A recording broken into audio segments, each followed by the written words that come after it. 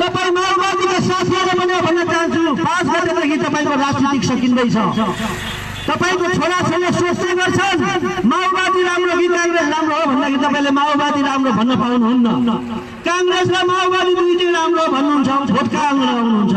यो त 4 गतेसम्म मात्र तपाईहरु आज बेहोसमा हुनुहुन्छ। जस्तै आज भन्दा 5 वर्ष नेकपाको पनि यस्तै थियो, एमाले र माओवादीको हालत पनि यस्तै थियो। होसमा चाहिँ भोट हालियो, कुद्यौं, हामी जित्यौं, तर दुई बहुमत लियो, हामीले होला भनेर हाल्यौं, पछ्यायौं। तर त्यसको कति समय पछाडि भागभण्डार नमिलेपछि उनीहरू आज एक्लै भएका छन्।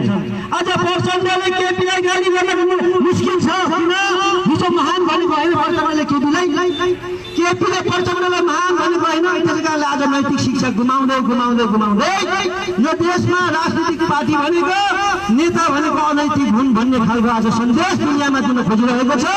त्यसको लागि तपाईले खबरदारी गर्नु होला। हामीले त गर्न सुरु गर्यौं, त्यसको अभियानमा लाग्नु होला। सक्नुहुन्छ भने हात उठाउनु गरौँ, सक्नुहुन्न तपाईले अब मत बदलेर धरामको कांग्रेसले स्वतन्त्रलाई हाने जस्तो, धरामको एमालेले स्वतन्त्रलाई भोट दिए जस्तो, धरामको माओवादीले स्वतन्त्रलाई भोट हाले जस्तो स्वाभिमान बचाउने हो भने, यो देशको नैतिकता बचाउने हो भने तपाईले यसपालि स्वतन्त्रलाई भोट हाल्न हिम्मत गर्नुहोस्। म आदिकन गर्न चाहन्छु।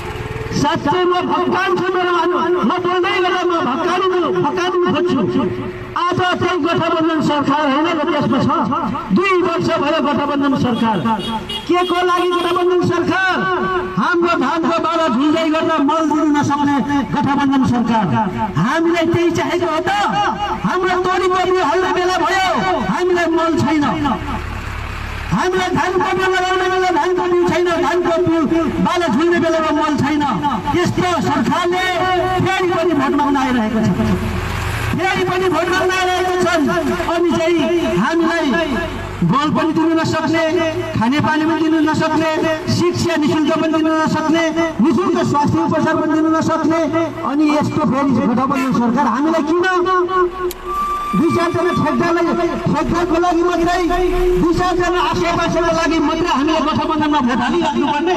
त्यसो आधारले म आदरणीय महानुभावहरूमा हार्दिक अनुरोध गर्न चाहन्छु। यसपालि हिम्मत गर्नुहोस्। हामी डोलरको सबैभन्दा गरिबी बस्ती जहाँ गिटी कुटेर खाने त्यस्तो मजदुरहरूले त हिम्मत गर्नुभयो।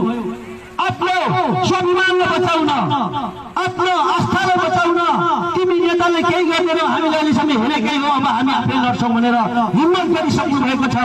आज टेम्पो ड्राइभरले हिम्मत गरिसक्नु भयो, गमला बनाउने मान्छेले हिम्मत गरिसक्नु भयो, होटलमा एउटा गाडी गिलास मासेर खानेले हिम्मत गरिसक्नु भयो भने तपाईँले हिम्मत गर्नु भएन भने इतिहासले हामीलाई धिक्कार छ।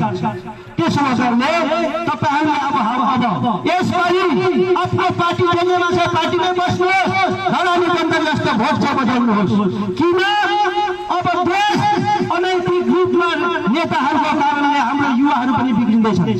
युवालाई जोगाउनको लागि नैतिक शिक्षा दिनुपर्छ। आज युवाले के भनिरहेछन्? हामी जित्यौँ भने जागिर दिन्छौँ, यति भनेको छ। युवाहरूले काम गरी खानुपर्छ, मजदुर बन्न सक्नुपर्छ भनेर नेताहरूले भन्दैनन्। तिमी व्यवसाय गर्नुपर्छ भनेर नेताहरूले भन्दैनन्। भन्छन् त के हामी जित्यौँ भने तिमीलाई जागिर दिन्छौँ भनेर फसाइरहेका छन्। यो चुनाव भरि उनीहरूलाई अन्धो बनाइरहेका छन्, घरिघरि अनुरोधमा पनि फस्न खोजिरहेका छन्। त्यसो गर्दा अब राजनीतिक पार्टी र नेताहरूले कहाँसम्म युवाहरूले पुर्यायो भन्दाखेरि कुलमदेखि लिएर भविष्य चामलसम्म बनाइरहेका छन्। त्यसो गर्दा आमा बुबाहरूले रोक्नु होला आफ्नो छोराछोरीलाई नैतिक शिक्षाको पाठ पढाउने हो भने, रोक्नु होला सावधानी बनाउने हो भने, होइन कसैको पछि लागेरै जीवन डामाडोल बनाउने हो भने छोडिदिनुहोस्। हामीले भोग्यौँ, हामीले भोगेकै कारणले हामी त्यो छोड्यौँ। हामीले अन्तर्राष्ट्रिय झन्डा नक्कली झन्डाहरू बुझायौँ उसलाई। अब राष्ट्रिय झन्डाले बेरिएर हामी तपाईँहरूको अगाडि माताको कसम खाएर तपाईँहरूको अगाडि मौका पाइयो भने काम गर्छौँ, मौकै नपाए पनि भ्रष्टाचारीहरूको खबरदारी गर्छौँ। हाम्रो पसिनामा हामी बाँच्छौँ भनेर उभिएका छौँ आदरणीय महानुभावहरू। त्यसो गर्नाले तपाईँहरूले नझुक्किनु होला, तपाईँहरूले नझुक्किनु होला। यहाँ यतिखेर नेताहरू अब किन गठबन्धन गरे भन्दाखेरि जनताहरू बाठो भए। अब एक्लै लड्न सकिँदैन, एक्लै नसकेपछि हाम्रो सधैँभरिको कुर्सी टुट्छ भनेर आज गठबन्धन गरेको कसको लागि?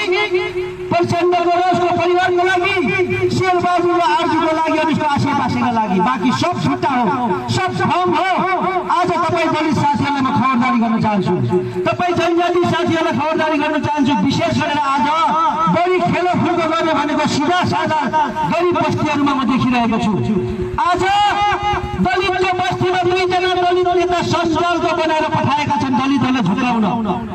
क्षेत्रीबाहेक गयो भनेर पत्याउँदैन, जनजाति पठायो भने पत्याउँदैन, दलितकै पठाउनुपर्छ ज्यादा भनेर दलितहरूलाई फगाउन 2 जना दलितका नेताहरू सञ्जालको नाममा पठाएका छन्। कि त्यो दलितका नेताहरूले